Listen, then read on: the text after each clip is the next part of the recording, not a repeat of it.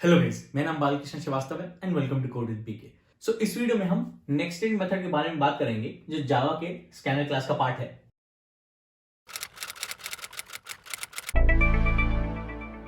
सो इससे पहले हम शुरू करें, इट इज रिक्वेस्ट कि अगर आपको ये वीडियो हेल्पफुल लगता है सो प्लीज सब्सक्राइब करेगा मेरे चैनल को, बिकॉज आपका सपोर्ट बहुत जरूरी है मेरे लिए यूट्यूब पे ग्रो करने के लिए। तो स्टार्ट करते हैं। तो next int basically extracts and returns an int, okay, from a scanner source। तो इस पे आने से पहले मैं स्कैनर सोर्स के बारे में थोड़ा बात करूंगा। सोर्स बेसिकली क्या होता है, कोई भी तरीका जिससे हम जावा प्रोग्राम में इनपुट दे पाए, और स्कैनर ऑब्जेक्ट उस सोर्स से हमको प्रोग्राम में इनपुट देता है। ओके, तो हम तीन तरीके के सोर्स के बारे में बात करेंगे। सबसे पहला हो गया हमारा यूजर इनपुट, ओके, जो कि हो गया स्टैंडर्ड इनपुट। मतलब ये वो कंसोलर टर्मिनल है, इस पे आप टाइप करके इनपुट देते हो तो वो हमारा स्टैंडर्ड इनपुट होता है। कहने का मतलब ये है कि आप टर्मिनल और कंसोल से आप प्रोग्राम में इनपुट दे सकते हो स्कैनर ऑब्जेक्ट के थ्रू। ओके, दूसरा हो गया फाइल इनपुट, मतलब आप एक फाइल से इनपुट दे सकते हो, तो एक फाइल एक सोर्स हो गया जिसको स्कैनर रीड कर सकता है। ओके, तीसरा हो गया स्ट्रिंग। ओके, तो तीसरे के बारे में बताऊंगा अभी मैं। तो पहले बात करते हैं स्टैंडर्ड इनपुट की। तो अगर आपको स्टैंडर्ड इनपुट से रीड करना है स्कैनर के थ्रू, तो अब स्कैनर का ऑब्जेक्ट कैसे बनाओगे? अब बोलोगे स्कैनर क्लास का नाम, ऑब्जेक्ट का नाम जो मैंने sc1 लिया है, न्यू कीवर्ड यूज करेंगे स्कैनर, और हम कंस्ट्रक्टर को कॉल करेंगे। स्टैंडर्ड इनपुट से रीड करने के लिए हम system.in कंस्ट्रक्टर में पास करते हैं, ये कहने के लिए कि हमारा सोर्स इस स्कैनर में स्टैंडर्ड इनपुट है। ओके, फाइल इनपुट के लिए हम फाइल पास करेंगे कंस्ट्रक्टर में। तो अगर ये ऑब्जेक्ट हो गया sc2, ओके, तो हम पास करेंगे एक फाइल ऑब्जेक्ट, और ये फाइल ऑब्जेक्ट लेती है फाइल का नाम, जो कि इस केस में है int.txt। कोई भी फाइल का नाम ले सकते हैं। ये फाइल हमारा अब सोर्स है जिससे ये स्कैनर रीड करेगा। सो इन दोनों को बताने का पॉइंट ये है कि सपोज आप std in में इनपुट कर रहे हो, ठीक है, आपने कंसोल या टर्मिनल में जो इनपुट डाल रहे हो वो बेसिकली एक स्ट्रिंग होता है जो इस स्कैनर को मिलता है। वैसे ही जब स्कैनर का सोर्स फाइल है, तो जो फाइल कंटेंट्स है वो भी एक स्ट्रिंग है जो इस sc2 ऑब्जेक्ट को मिल रहा है। कहने का पॉइंट ये है कि भले सोर्सेज अलग है लेकिन दोनों स्कैनर को स्ट्रिंग्स मिल रहे हैं, इस केस में भी इस केस में भी। तो जो स्ट्रिंग्स इनको सोर्स से मिल रहे हैं वो हम डायरेक्टली इसके कंस्ट्रक्टर में भी पास कर सकते हैं। हम कह सकते हैं एक स्ट्रिंग पास कर दिया 40 स्पेस 50 स्पेस 60, ये अंडरस्कोर नहीं है, स्पेस है। ओके, तो ये दोनों सोर्स को भी स्ट्रिंग ही मिल रहा है अलग अलग तरीके से, तो हम डायरेक्टली स्कैनर को भी स्ट्रिंग पास कर सकते हैं। ओके, तो मैंने आपको ये तीन सोर्सेज इसलिए बताया क्योंकि नेक्स्ट इंट इन तीनों सोर्सेज से सेम तरीके से इंटीजर एक्सट्रैक्ट करता है, क्योंकि ये तीनों सोर्सेज बेसिकली एक स्ट्रिंग इनपुट ले रहे हैं। ओके, तो हम आते हैं नेक्स्ट इंट की डेफिनेशन पर। नेक्स्ट इंट क्या करता है? Okay, extracts the first int from source, okay, जो कि एक स्ट्रिंग है, ignoring all white space characters. All white space, WS white space है characters. All white space characters कहने का मतलब मेरा कि सिर्फ सिंगल स्पेस नहीं, ऑल पॉसिबल, जैसे कि \t \n। Okay, alright. तो अब इस डेफिनेशन को यूज करके कुछ एग्जांपल्स लूंगा मैं। तो सपोज हमारा ये टर्मिनल है, ओके, टर्मिनल / कंसोल। अब मान लो स्टैंडर्ड इनपुट से हमको इनपुट देना है, ठीक है, और हमने इनपुट दिया, ये हमारा प्रॉम्प्ट हो गया। तो हमने इनपुट दिया enter enter space space space 43 space enter space enter space 56। Okay, ये हमने इनपुट दिया। तो मैंने आपको जैसे बताया था कि जो आप इनपुट देते हो std in को, वो बेसिकली एक स्ट्रिंग की तरीके आता है। तो ये स्ट्रिंग कैसे हो जाएगा हमारा? ये एंटर के लिए हम करेंगे \n, okay, change in line character, फिर एंटर \n, फिर एंटर \n, फिर 3 स्पेसेस, फिर 43, फिर स्पेस, फिर वापस \n space \n space and 56। Okay, तो अब जब स्टैंडर्ड इनपुट से ये इनपुट दे रहे हो तो वो इस स्कैनर ऑब्जेक्ट को जो std in से रीड कर रहा है उसको ये स्ट्रिंग मिलता है। ठीक है, अब फॉलो करेंगे इस डेफिनेशन की, extracts the first int ignoring all white spaces. तो जब हम इसमें पहला नेक्स्ट इंट कॉल करेंगे, okay, extracts first int ignoring all white space characters, \n white space है, white space, single white space ignored. Okay, तो हमको मिला 43, और ये जो बचा हुआ हमारा स्ट्रिंग है वो अभी भी इनपुट में, स्कैनर के इनपुट में है। तो जो नेक्स्ट इंट कॉल होगा वो इस बचे हुए इनपुट से कॉल होगा। ओके, तो इस केस में हमारा सोर्स स्टैंडर्ड इनपुट है। अगर हमारा सोर्स फाइल हो गया, हमने बोला कि हमारी एक फाइल है, ठीक है, और उसमें एग्जैक्टली सेम कंटेंट्स है, enter enter enter space space space 43 space enter enter space enter space 56। Okay, ये हमारी in.txt फाइल का कंटेंट है। तो जब ये स्कैनर इस फाइल को एज अ सोर्स रीड करेगा ना, तो ये जो इनपुट इस स्कैनर को मिलेगा वो ये सेम स्ट्रिंग होगा। ओके, बस सोर्स इस केस में स्टैंडर्ड इनपुट था, इस केस में फाइल हो गया। ओके, बट हम जो इनपुट दे रहे हैं स्ट्रिंग वो एग्जैक्टली सेम है, तो इनपुट स्ट्रिंग सेम रहेगा।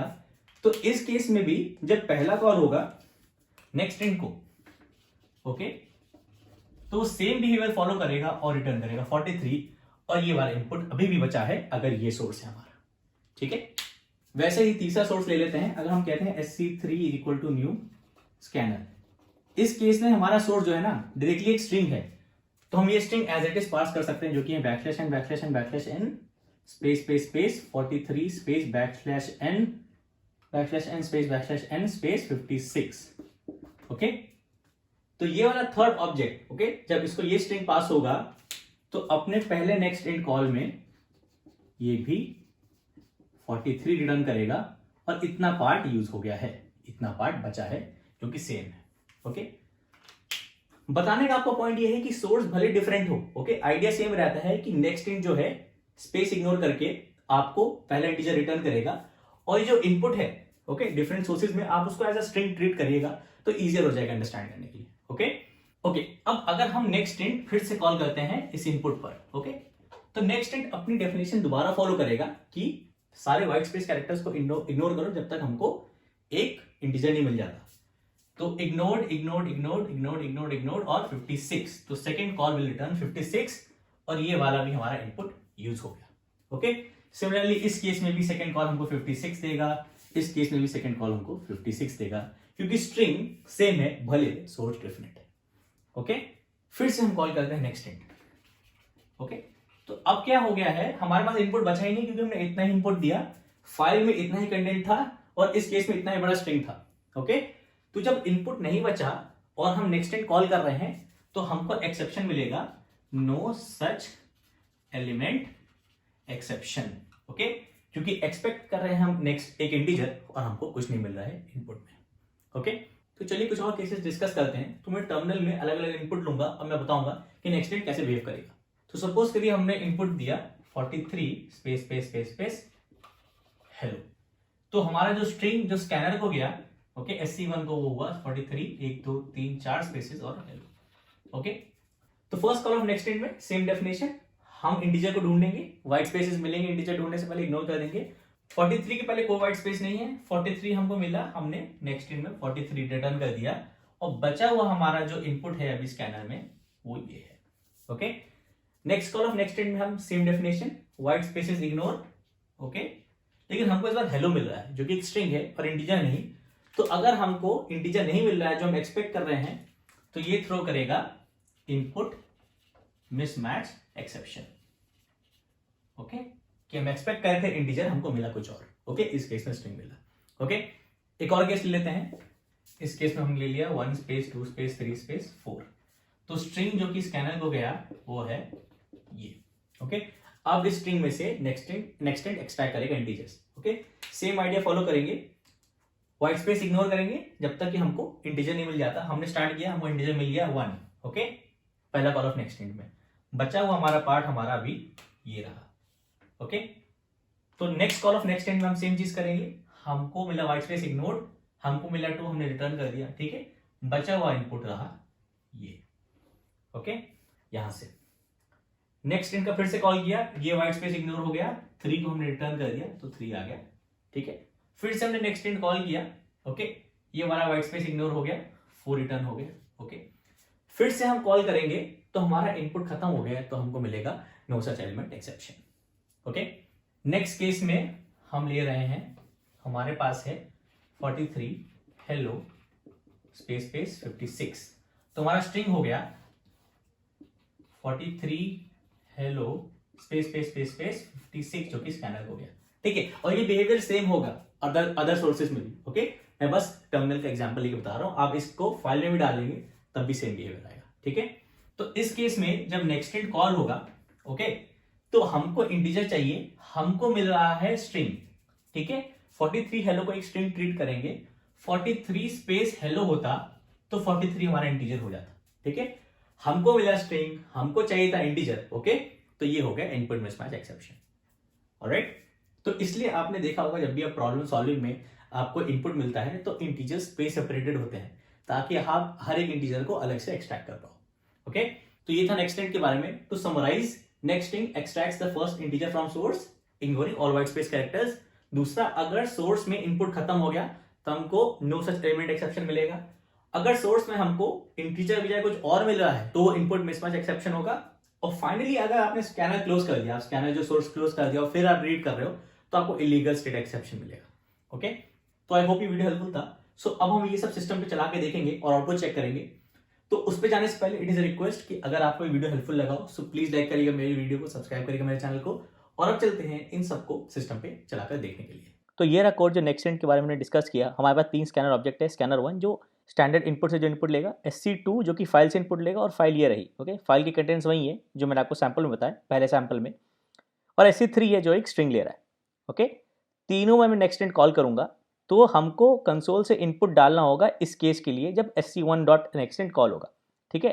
तो हम उसमें एग्जैक्टली ये वाला इनपुट डालेंगे। इसको कॉपी कर लेता हूँ, तो इसको चलाएंगे जावा, ओके। सबसे पहले ये कॉल हुआ है तो ये प्रॉम्प्ट कर रहा है कि आप इनपुट करें, मैं पेस्ट करूंगा, ओके, ऑलराइट। तो आप देख सकते हैं तीनों के नेक्स्ट इंट का आंसर 43 है जैसे हमने डिस्कस किया था। फिर से हम नेक्स्ट इंट कॉल करते हैं, इसको क्लियर करेंगे, कंपाइल करेंगे, चलाएंगे, ओके, और फिर से ये इनपुट कॉपी करते हैं, एग्जैक्टली यही देते हैं, ओके, पेस्ट, ओके। तो तीनों स्कैनर ऑब्जेक्ट्स के फर्स्ट कॉल का आउटपुट 43 है और सेकंड कॉल का आउटपुट 56 है जैसे हमने डिस्कस किया था। तो अब मैं एक ही स्कैनर ऑब्जेक्ट लूँगा और बॉर्डर केसेस डिस्कस करूँगा, ओके। सो SC2 जो कि फाइल से रीड करता है, ओके, तो SC2, ओके, फाइल से रीड कर रहा है तो हम क्या करेंगे, पहला बॉर्डर केस लेंगे जो था 43 space hello, okay, 4 spaces, okay. तो पहले नेक्स्ट इंट की कॉल पे हमको 43 मिलेगा, दूसरे पे एक्सेप्शन मिलेगा, तो इसको चला के देखते हैं। तो हमको मिलेगा इनपुट मिसमैच एक्सेप्शन क्योंकि हम एक्सपेक्ट कर रहे हैं कि इंटीजर, ओके, और है ये हेलो। दूसरा केस था हमारा 1 2 3 4, ओके, ऑलराइट। तो 4 बार कॉल करेंगे हम, ओके, ऑलराइट। तो इसको हम चलाएंगे तो हमको चारों इंटीजर्स 1 2 3 4 मिल जाएंगे।